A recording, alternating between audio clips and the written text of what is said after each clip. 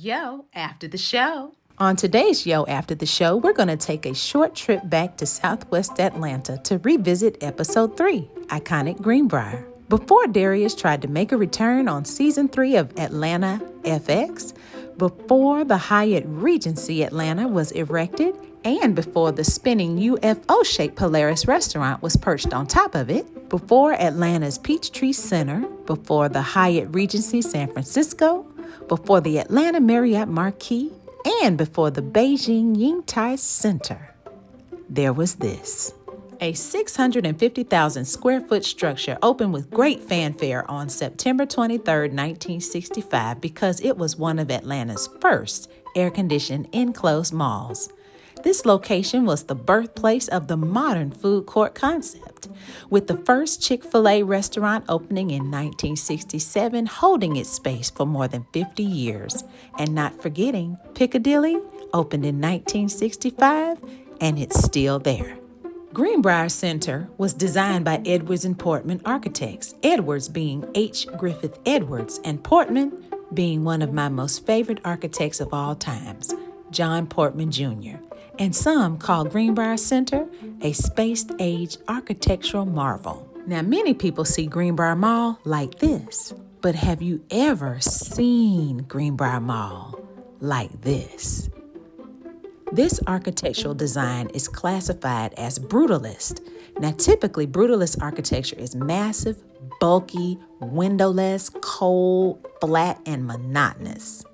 Portman, however, leaned upon what he called warm brutalism. It was dramatic, theatrical, highly textured, and he saw exterior walls not just as structural barriers, but as a three-dimensional textured skin. Instead of building its massive brick walls in a completely flat, dull pattern, he designed the header bricks to physically project out from the wall, turning the anchor store into a canvas.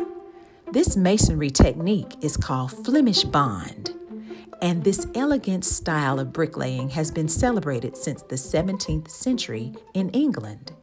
It alternates brick stretchers and headers so that in every single row it creates a checkerboard effect across the entire facade. Also, incredible shadows and light peel from the bricks. John Portman's signature was that he loved bringing nature into his architectural designs, and at Greenbriar he installed an indoor jungle full of live plants throughout the mall, a 950-foot skylight that would counteract with the fortress-like windowless anchor stores, as well as other natural elements like live birds, chimes, even water features at each end of the mall, so that when shoppers passed through these heavy fortress-like thresholds, they experienced a dramatic visual release into this brand newly designed climate-controlled interior mall, making the exterior walls act as a protective shield,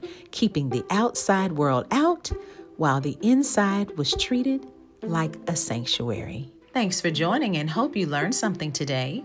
Catch Yo After the Show, extended content that digs deeper into episodes from Yo Did You Know? Travelogue web series, following me, Jen Ferris, a seasoned film and TV location scout, unveiling history hidden in plain sight. Stay connected at YoDidYouKnowSeries.com.